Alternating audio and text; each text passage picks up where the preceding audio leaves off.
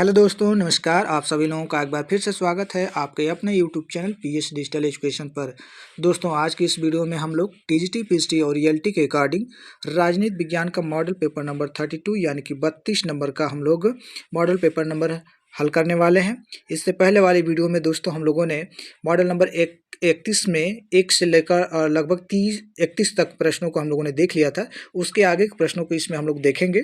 तो आइए बिना देरी किए स्टार्ट कर देते हैं। हालांकि ये जो है हम लोगों का लाइव क्लासेस नहीं है, तो 1-2 दिन तक और भी लाइव क्लास नहीं चलेगी। इसके बाद हम लोग कंटिन्यू लाइव क्लासेस के माध्यम से अपनी प्रैक्टिस करेंगे। तो आइए स्टार्ट करते हैं और देखते हैं आज का मॉडल नंबर 32। तो दोस्तों देखिए, क्वेश्चन नंबर 32 हम लोगों की स्क्रीन पे दिख रहा है। प्रश्न देखिए, कह रहा है कि स्वस्थ लोकमत के निर्माण में बाधा है। दोस्तों, आपको बताना है कि जो स्वस्थ लोकमत होता है उसके निर्माण में क्या क्या बाधाएं हो सकती हैं। इनमें से देखिए कौन सा ऑप्शन राइट होगा। पहला दिया गया है स्वतंत्र प्रेस, दूसरा दिया गया अशिक्षा और दोषपूर्ण शिक्षा प्रणाली, तीसरा है स्वस्थ और सुदृढ़ राजनीतिक दल, और चौथा दिया गया सांप्रदायिकता का अभाव। तो मुझे लगता है कि इसका आंसर आप लोग बहुत ही अच्छी तरीके से दे सकते हैं। प्रश्न था कि स्वस्थ लोकमत के निर्माण में बाधा है। तो दोस्तों याद रखिएगा, स्वस्थ लोकमत में यदि देखा जाए तो मुख्य रूप से इन ऑप्शन में जो आपकी अशिक्षा और दोषपूर्ण शिक्षा प्रणाली, ये जो है स्वस्थ लोकमत के निर्माण में बाधा उत्पन्न होता है। तो ऑप्शन जो बनेगा बी इसके लिए बिल्कुल करेक्ट आंसर हो जाएगा। दोस्तों याद रखें, जनमत या लोकमत को लोकतंत्र की प्रेरणा शक्ति कहा जाता है। सार्वजनिक हित के प्रश्न पर आम जनता की राय अर्थात मत को जनमत कहते हैं। स्वतंत्र प्रेस, स्वस्थ और सुदृढ़ राजनीतिक दल, सांप्रदायिकता का अभाव, निष्पक्ष एवं स्वतंत्र समाचार पत्र स्वस्थ लोकमत के लिए आवश्यक है। अशिक्षा और दोषपूर्ण शिक्षा प्रणाली जो है स्वस्थ लोकमत के निर्माण में बाधा उत्पन्न करते हैं। तो ऑप्शन जो इसके लिए बी होगा बिल्कुल करेक्ट आंसर हो जाएगा। अगले प्रश्न की तरफ आगे बढ़ेंगे और देखेंगे हम लोग। क्वेश्चन नंबर ये 33 है। प्रश्न कह रहा है कि लोकतंत्र में किसका प्रकार्य हित स्पंदन है। प्रश्न है कि लोकतंत्र में किसका प्रकार्य हित स्पंदन है।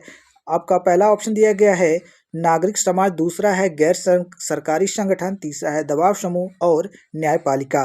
क्या आंसर हो सकते हैं। दोस्तों जैसा कि आप लोग जानते हैं कि लोकतंत्र में प्रकार के हित स्पंदन पूछा है, तो जो दबाव समूह होते हैं दोस्तों, यह ऑप्शन इसके लिए बिल्कुल करेक्ट आंसर हो जाएगा। दोस्तों लोकतंत्र में दबाव समूह का कार्य हित स्पंदन है। यह देखा गया है कि दबाव समूह अपने हितों की पूर्ति के लिए शासन स्तर पर अनेक प्रकार के दबाव डालते हैं, जिसमें लॉबी करना एवं संसद सदस्यों से संपर्क स्थापित करना इनका मुख्य साधन होता है। तो ऑप्शन जो बनेगा सी इसके लिए बिल्कुल करेक्ट आंसर होगा।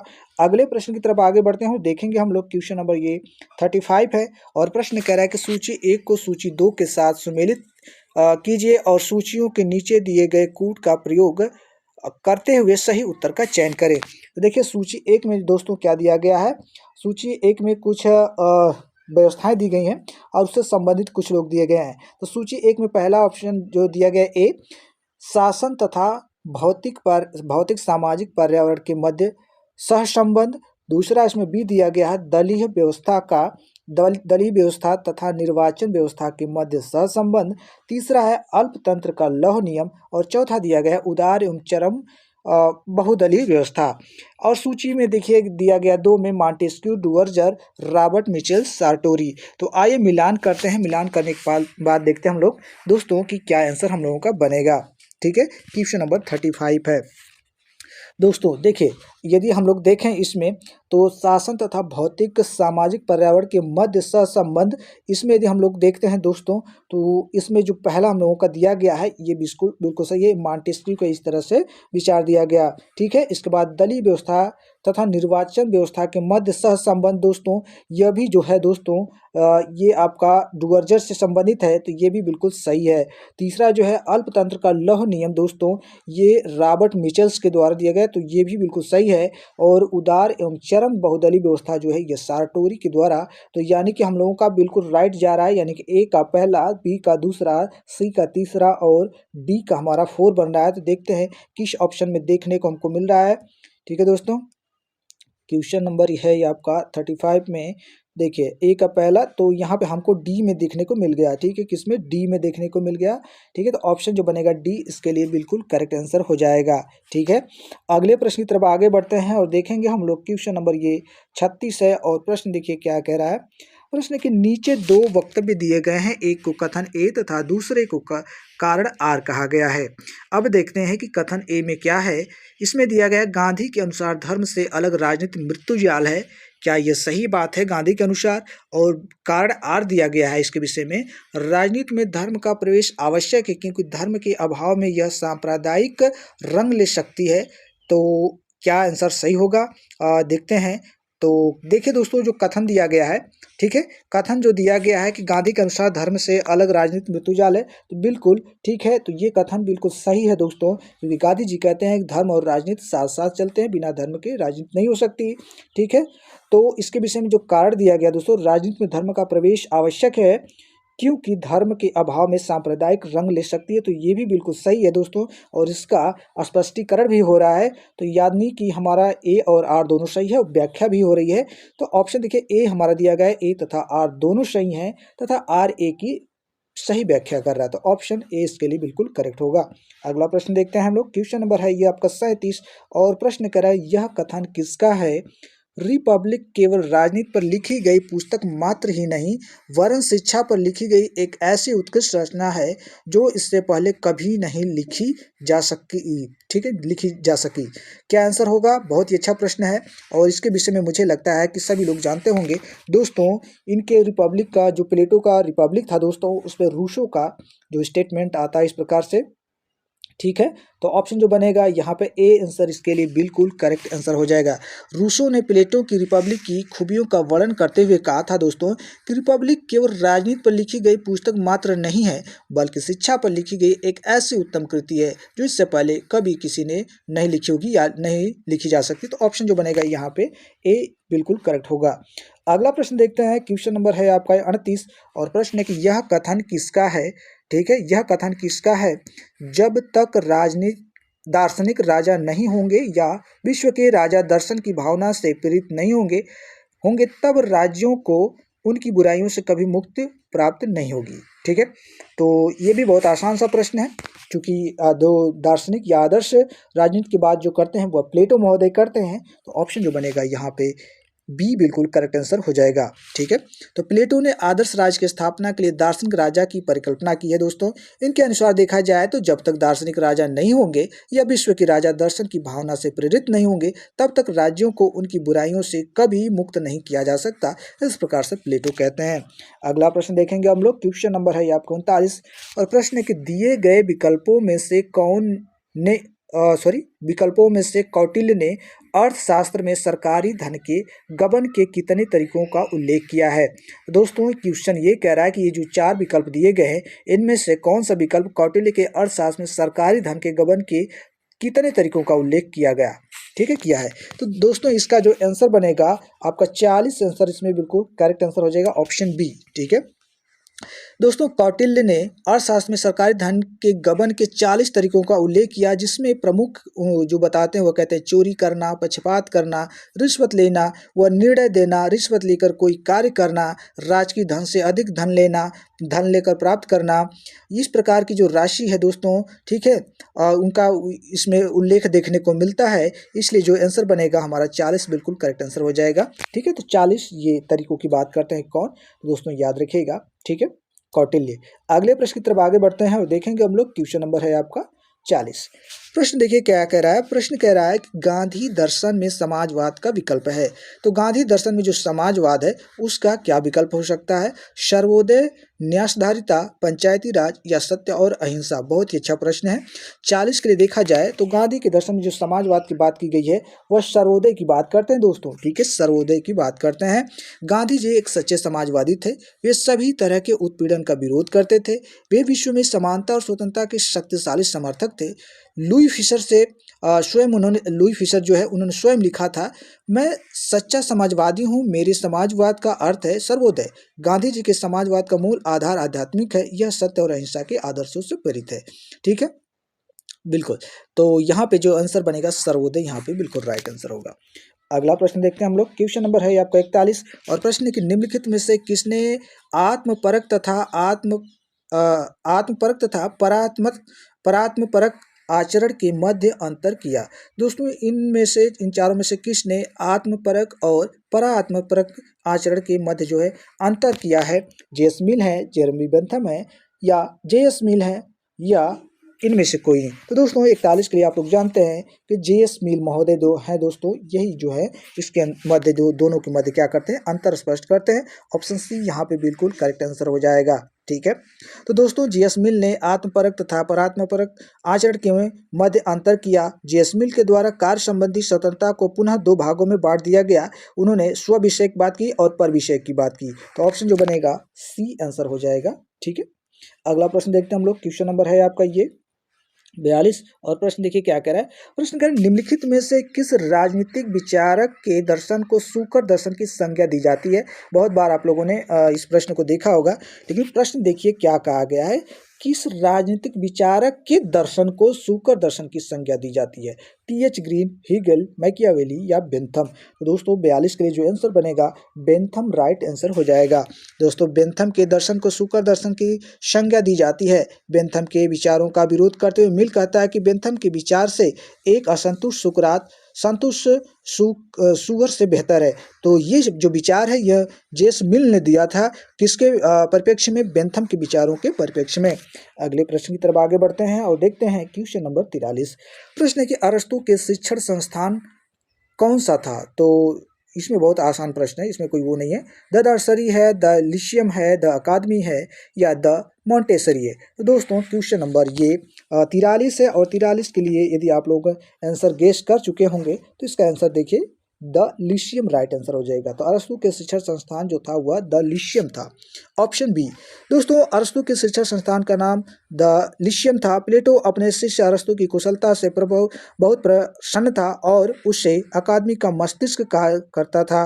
अरस्तु हमेशा अकादमी का प्रधान बनने की इच्छा करता था, किंतु विदेशी होने के कारण उसे वह पद कभी नहीं मिल सका। तब उन्होंने स्वदेश वापस आने पर अपनी स्वयं की शिक्षण संस्था खोल दी, जिसे द लिशियम उन्होंने कहा। Option B. अगला प्रश्न देखेंगे हम लोग। क्वेश्चन नंबर है ये आपका 42। प्रश्न है निम्नलिखित में से निर्वाचन आयोग किसके अधीन कार्य करता है? तो जो निर्वाचन आयोग होता है दोस्तों वह किसके अधीन होता है? गृह मंत्रालय के, विधि मंत्रालय के, प्रधानमंत्री सचिवालय के, या इनमें से किसी के अधीन नहीं? तो दोस्तों ये आप सभी लोग जानते हैं कि दोस्तों निर्वाचन आयोग किसी के भी अधीन कार्य नहीं करता है, वह स्वतंत्र होता है। क्या होता है? वह स्वतंत्र होता है। तो ऑप्शन डी इसमें बिल्कुल राइट आंसर हो जाएगा, इनमें से किसी के भी अधीन नहीं। ठीक है, तो ऑप्शन जो बनेगा डी इसके लिए बिल्कुल करेक्ट आंसर हो जाएगा। ठीक है, चलिए अगला प्रश्न देखेंगे हम लोग। क्वेश्चन नंबर है आपका ये 45 और प्रश्न कह रहा है कि निर्वाचन की सूची प्रणाली कहाँ पाई जाती है? ठीक है, तो निर्वाचन की एक प्रक्रिया होती है सूची प्रणाली दोस्तों, यह कहाँ पे देखने को मिलती है? स्वीडन में देखने को मिलती है, यूएसए में, चीन में, या फ्रांस में? तो दोस्तों याद रखिएगा इस प्रकार की जो प्रणाली है यदि इन ऑप्शनों में देखा जाए तो यूएसए में देखने को मिलती है। ऑप्शन यहाँ पे बी इसके लिए बिल्कुल राइट आंसर हो जाएगा। ठीक है, कहाँ पर? यूएसए में। दोस्तों निर्वाचन सूची प्रणाली जो है अमेरिका में पाई जाती है। राष्ट्रपति के चुनाव के समय निर्वाचन मंडल के निर्वाचन में प्रत्येक दल अपने अपने निर्वाचक दलों की सूची निकालते हैं, जिसमें नागरिक को किसी एक दल को वोट न देकर संपूर्ण दल सूची को वोट देने पड़ते हैं। तो बी इसके लिए बिल्कुल राइट आंसर होगा, यूएसए। अगला प्रश्न देखिए। क्वेश्चन नंबर है आपका 45 और प्रश्न है कि निर्वाचन की सूची प्रणाली कहाँ पाई जाती है? ठीक है, तो ये रिपीट हो गया प्रश्न। क्वेश्चन नंबर 46 हम लोग देखते हैं। प्रश्न कह रहा है निम्नलिखित में से संविधान का कौन सा अनुच्छेद यूपीएससी के सदस्यों को पदमुक्त के विषय में विवरण देता है? बहुत ही अच्छा प्रश्न है। अनुच्छेद 323, अनुच्छेद 325, अनुच्छेद 317 या अनुच्छेद 319? तो दोस्तों याद रखिएगा 317 आर्टिकल, ठीक है, 317 जो है यानी कि अनुच्छेद 317 जो है दोस्तों, यह अनुच्छेद यूपीएससी के सदस्यों को पद मुक्त करने के विषय में यह यहाँ से विवरण देखने को मिलता है। तो ऑप्शन जो बनेगा सी इसके लिए बिल्कुल करेक्ट आंसर हो जाएगा। दोस्तों संविधान के अनुच्छेद 317 के तहत यूपीएससी के सदस्यों को हटाने का प्रावधान किया गया है। इसके अनुसार यूपीएससी के अध्यक्ष या किसी सदस्य को कदाचार के आधार पर राष्ट्रपति के आदेश द्वारा उसके पद से उसको पदमुक्त किया जा सकता है। अनुच्छेद 319 के अंतर्गत यूपीएससी के सदस्यों को सेवानिवृत्ति के पश्चात सरकारी नियोजन के लिए अपात्र घोषित किया गया है। अनुच्छेद जो 323 है दोस्तों, इसके तहत यूपीएससी का यह कर्तव्य है कि वह प्रतिवर्ष अपने कार्यों की रिपोर्ट राष्ट्रपति को सौंपे। तो यहाँ पे हम लोगों का जो करेक्ट आंसर बन रहा है 317, ठीक है, अनुच्छेद पद मुक्त करने का। ठीक है, अगले प्रश्न की तरफ आगे बढ़ेंगे और देखेंगे हम लोग क्वेश्चन नंबर 47। प्रश्न है कि रूसो के बारे में निम्नलिखित कथनों में से कौन सा एक सत्य कथन आपको बताना है। पहला दिया गया है, रूसो ने तर्क बुद्धिवादी व्यष्टि वाद के परित्याग द्वारा संविदा सिद्धांत का रूपांतर किया। दूसरा है, रूसो ने हाब्स और लॉक के संविदा सिद्धांत को अधिक संगत और सुव्यवस्थित बनाया। तीसरा है, रूसो ने पूर्ववर्ती संविदा चिंतकों की नैसर्गिक विधियों और नैसर्गिक अधिकारों की परंपरा को जारी रखा। चौथा दिया गया है, राज्य की प्रकृति के बारे में रूसो के सामान्य निष्कर्ष राजनीतिक दर्शन में प्रत्ययवादी सर्वाधिकारवादी परंपरा की आगमन को अभिव्यंजित नहीं करते। तो दोस्तों ये रूसो के बारे में आपको बताना था कि कौन सा कथन इसमें राइट है। और याद रखिएगा, पहला जो कथन दिया गया है, रूसो ने तर्क बुद्धिवाद व्यष्टिवाद के परित्याग द्वारा संविदा सिद्धांत का रूपांतर किया था। तो पहला ही ऑप्शन रूसो के विषय में यह स्टेटमेंट बिल्कुल सही है। ठीक है, ऑप्शन यहाँ पे ए इसके लिए बिल्कुल करेक्ट आंसर हो जाएगा। ठीक है, चलिए अगला प्रश्न देखेंगे हम लोग। क्वेश्चन नंबर है आपका 48 और प्रश्न है कि सामाजिक संविदा का सिद्धांत मुख्य रूप से यह कार्य करने का प्रयास करता है। ठीक है, क्या प्रयास करता है। पहला दिया गया राज्य के ऐतिहासिक उद्गम के विषय में जानकारी प्राप्त करना। दूसरा है राजनीतिक बाध्यता के आधार पर व्याख्या करना। तीसरा है यथास्थिति का औचित्य स्थापित करना। और चौथा दिया गया है कि क्रांति द्वारा समाज में आमूल परिवर्तन लाना। तो दोस्तों इसमें जो राइट आंसर होगा, ठीक है, इसके लिए देख लेते हैं। पहले प्रश्न क्या था कि सामाजिक संविदा का सिद्धांत मुख्य रूप से यह कार्य करने का प्रयास करता है। ठीक है, तो कौन सा प्रयास करता है।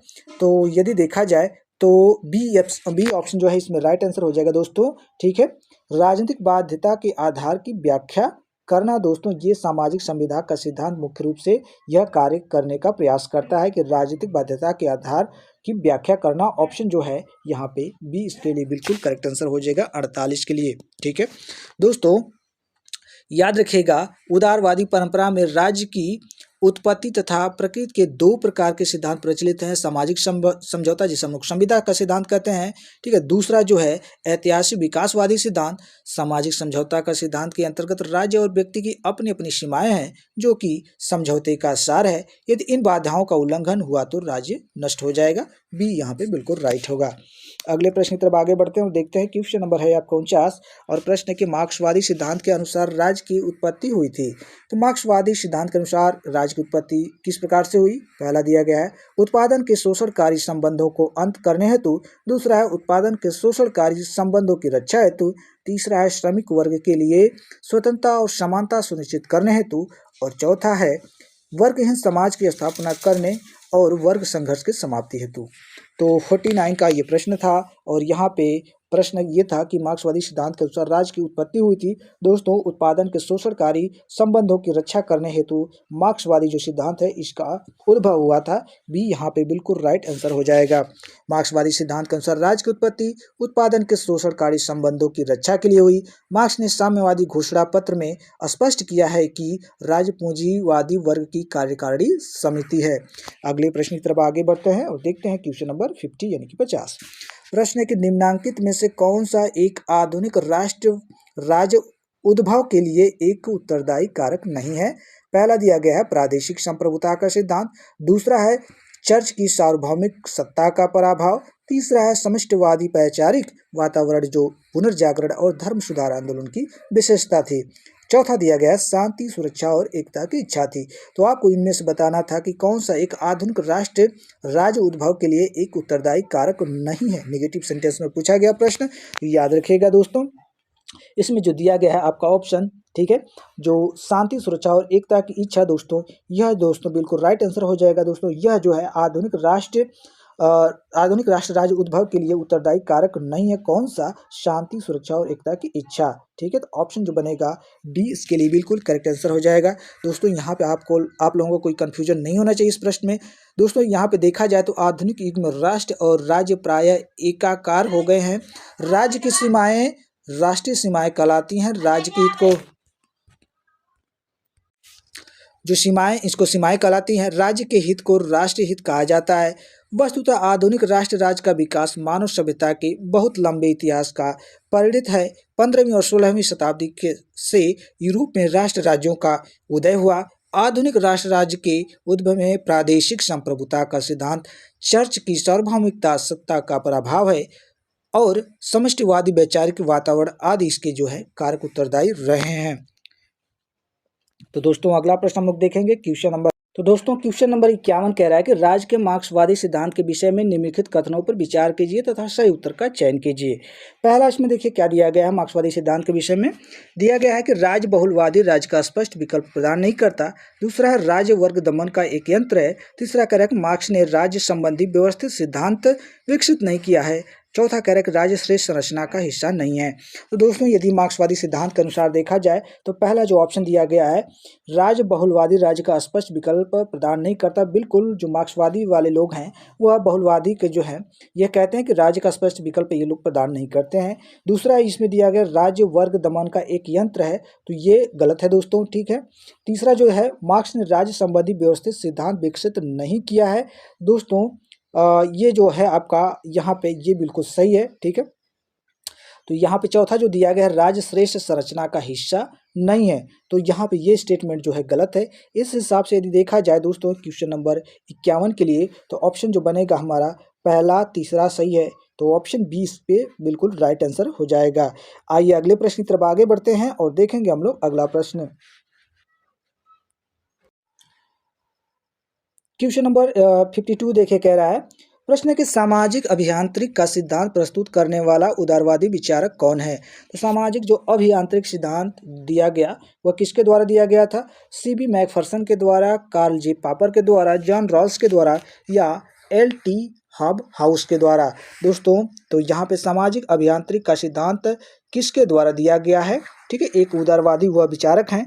दोस्तों याद रखिएगा वह जो विचारक हैं आपके कार्ल जे पापर हैं। कौन है? कार्ल जे पापर हैं। ऑप्शन जो बनेगा बी यहाँ पे बिल्कुल राइट आंसर हो जाएगा।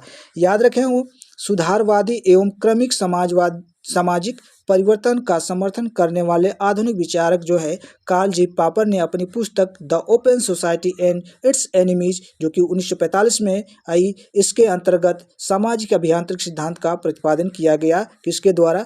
कार्ल जे पापर के द्वारा।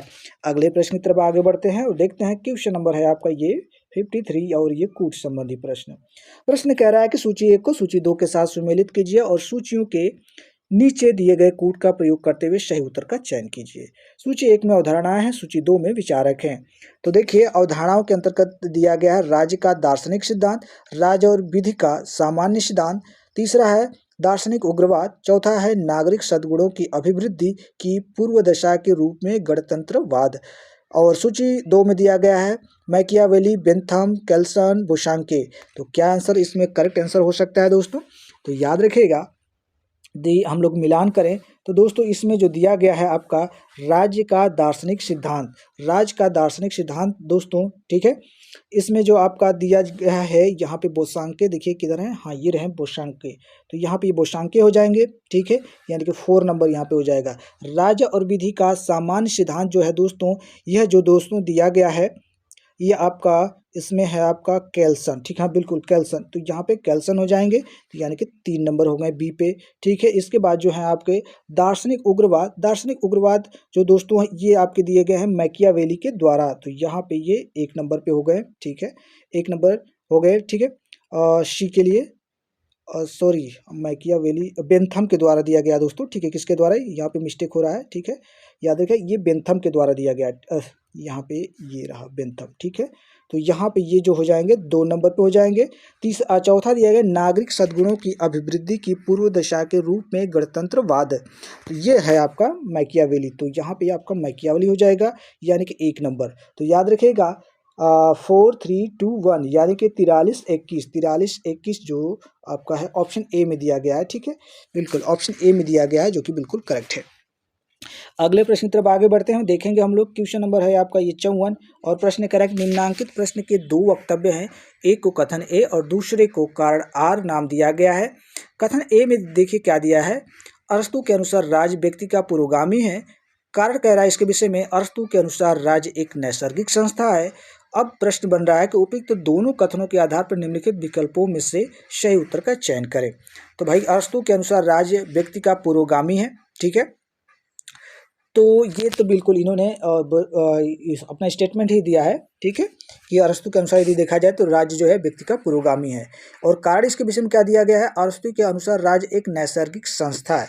दोस्तों देखिए, नैसर्गिक संस्था रूसो के अनुसार ये बात तो सत्य है, बिल्कुल राज्य जो है, लेकिन इससे देखिए यहाँ पे इसका कोई इसका स्टेटमेंट जो है, इस स्टेटमेंट को, ठीक है, कह सकते परिभाषित नहीं कर रहा है, ठीक है। तो यहाँ पे जो आंसर बनेगा दोनों सही है लेकिन व्याख्या सही नहीं है। तो देखिए ए आर दोनों सत्य हैं, हाँ बिल्कुल। तो ऑप्शन सी यहाँ पे बिल्कुल करेक्ट आंसर हो जाएगा। ए आर दोनों सत्य हैं किंतु आर ए की सही व्याख्या नहीं है। तो ऑप्शन जो बनेगा सी यहाँ पे बिल्कुल राइट आंसर हो जाएगा दोस्तों, थर्ड ऑप्शन, ठीक है, याद रखिएगा।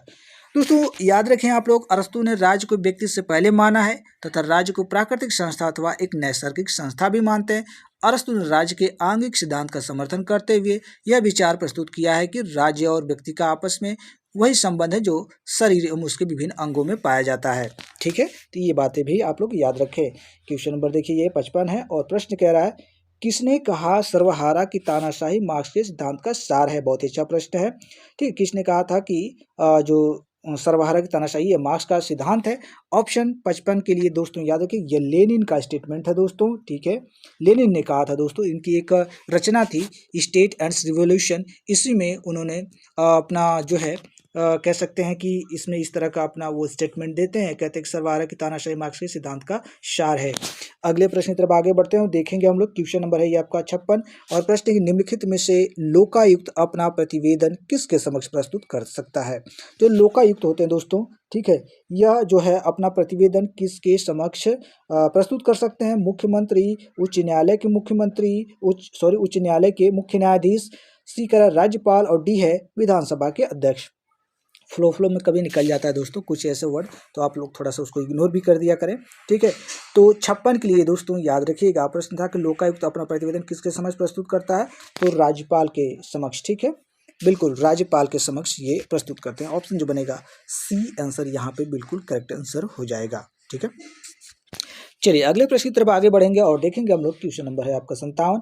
प्रश्न करें, निम्नलिखित में से कौन राज्य के मंत्रिमंडल की बैठक की अध्यक्षता करता है।